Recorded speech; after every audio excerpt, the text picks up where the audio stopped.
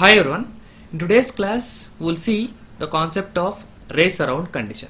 Guys, so basically race around condition is a kind of a problem which is occurred in JK flip flop, guys. Okay, so the problem is when J value is 1, K value is 1 and the flip flop is using, meaning that the latch is using a kind of level trigger, then you are going to get race around condition problem, meaning that what will happen now when Qn is 1, Qn plus 1 is generally 0 when the values of J and K are 1 1, right? You know the characteristic table. Okay, when Qn is 0, Qn plus 1 will be 1. This is what actually the situation. But the thing is, if you are able to clearly observe the previous classes, you can able to get the data as when Qn is 1, Qn plus 1 is going to be 0.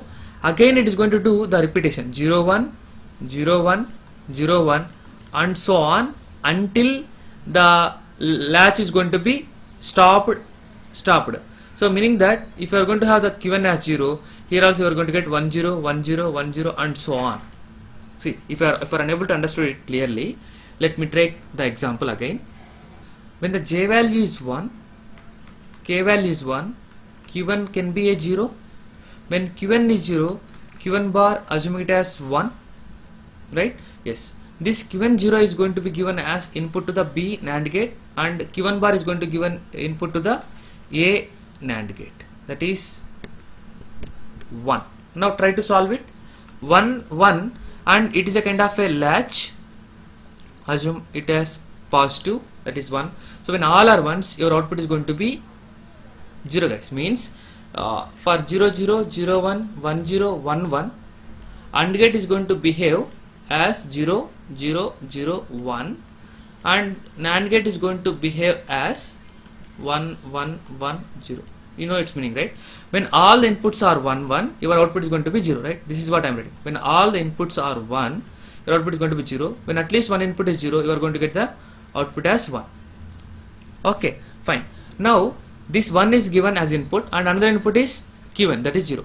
When 1 with 0 over the NAND gate, you are going to get the value as 1. Good. Now this 1 will be sent to here. 0 NAND with 1. 0 NAND with 1 is 1. Okay, means Q1 is 0, Q1 plus 1 is 1. Good. Then it should be a 0. Q1 plus 1 is bar is going to be 0, right?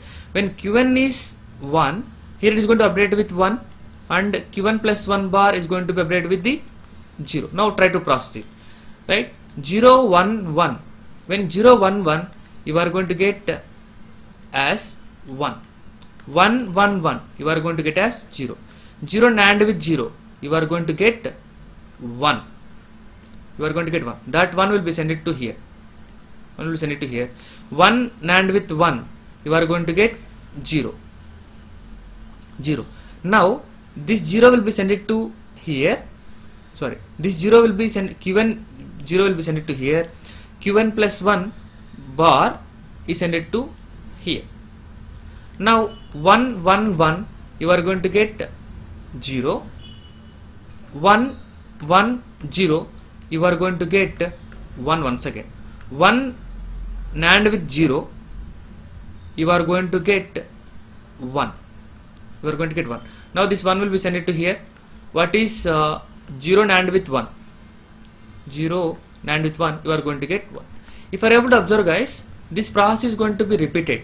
This process is going to be repeated until your clock set becomes high. Until your clock set becomes high, you are always going to get 0 1 0 1 0 1 0 1 and so on. That is what I am saying, right?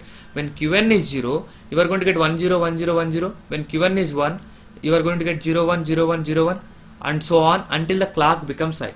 This condition we will call it as race around condition. What might be the problem, right? So basically we can able to simply define it as when your input is Qn, your output is going to be Qn bar for the case of J comma K equal to 1.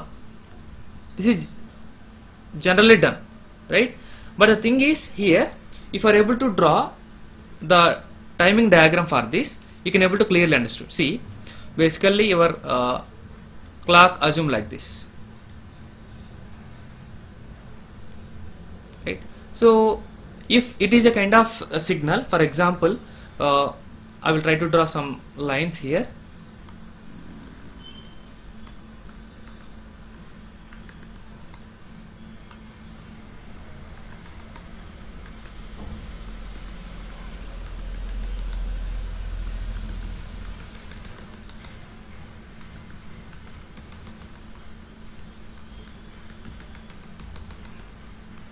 Okay, fine.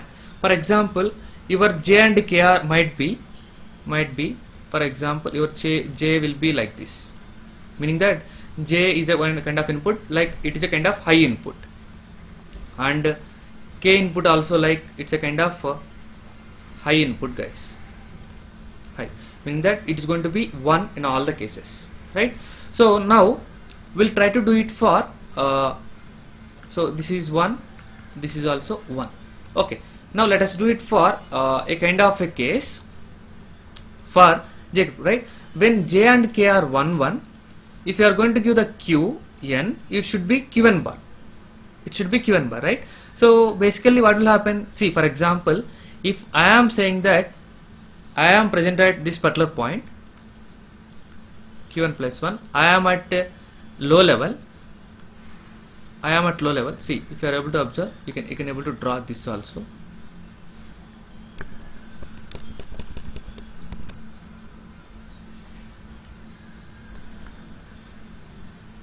Right? So if I am present at this particular point,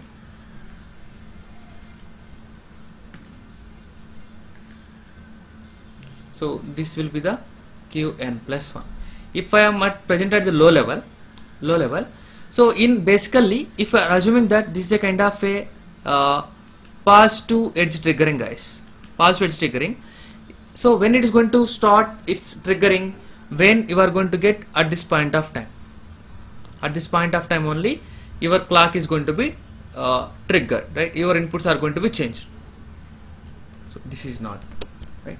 So now as I am at this point of time, yes, when you are going to have 1 1 are the inputs, as I am present at the low level, it is going to be triggered, and once positive triggering done, it is going to be done continuously until up to here. Now once we reach it to again a positive edge, again its state is going to be changed as like this. So this is the basically a JK flip-flop positive edge triggering is going to be done. But if you are able to observe something like positive level triggering or positive negative level triggering, in positive level triggering what will happen, this is a kind of a transmission mode, right? So in this transmission mode, the problem is if you were drawn to Q1 plus 1, see, we are at this point of time, so as we are in latch state, so we'll be up to here. Now this is the transmission mode. When 1 and 1 are there, your Q1 can be changed to Q1 plus 1, right? So this is actually a Q1 is can be changed to Q1 plus 1. Now if you are able to observe, it is changed. Okay, once it is changed to this one, if you are able to observe, here again the inputs are again 1 1, right? When this is 1 and this is also 1, see, observe, I am trying to write for some time 1. When this is 1 1, it is in transmission mode, meaning that it is going to be toggled. When again it is in low mode, again this is going to be 1 1 only. When it is 1 1, again what will happen, it is going to be toggled, right? Again it is in high mode, again it is going to be 1 1. When it is 1 1, again it is going to be toggled. So this is the thing is going to be happen until it is in the transmission mode. Similarly, and it is the latch mode, it will be continuously done. Now it starts transmission mode. What are the values of here? 1 1. When it is 1 1, Q1 is going to be changed to Qn bar, so it will be toggled. Now also it is 1 1 only. So it is going to be done. Now also it is 1 1 only. So basically what will happen now, as long as your clock is going to be high, this transmission mode is going to be toggled continuously because J and K are 1 1. So Q1 is going to be changed to Q1 bar, that will be changed to Q1, Q1 is going to be changed to Q1 bar, and so on and so on. So if you are able to observe, you will get your clock like this. Right. Suppose for example, if you happen like this, then meaning that at the end of this positive signal, the transmission mode like this, you will get this kind of thing. So this is what the situation, we can call it as race around condition. Race around condition. See why I am saying that this is a kind of a problem, because it is always going to be toggling when the J and K values are 1 1, meaning that we cannot able to expect the state here, meaning that the state I can call it as uncertain state. Uncertain meaning that sometimes it may end up with see, here it may end up with 1, here it may end up with 0. So that's why I said it is a kind of uncertain state. So this problem we can call it as a race around condition. So for this, the solutions are, we can get with the solutions. Basically what we can do now, as the like clock pulse, right? So if you are able to observe, this is a kind of a pulse, right? So as this clock pulse width should be less than or equal to the total propagation delay. So the thing is, if the total propagation delay can be represented as TPD, it should be greater than or equal to total clock pulse width, then I can get the solution. Meaning that this is going to be done like this. If you are able to observe, this is going to be done like this. So at this time you won't get any kind of race around condition, right? So means the total propagation delay should be greater than or equal to total clock pulse width. This is clock pulse width, so I can get the solution. Or another way is, you can go with the one kind of another implementation, that is master slave level triggered JK flip. Okay, so this one we'll see in the next class, right? These are the two solutions that we can able to use to solve this race around condition problem. Okay, I hope understood clearly. Thank you.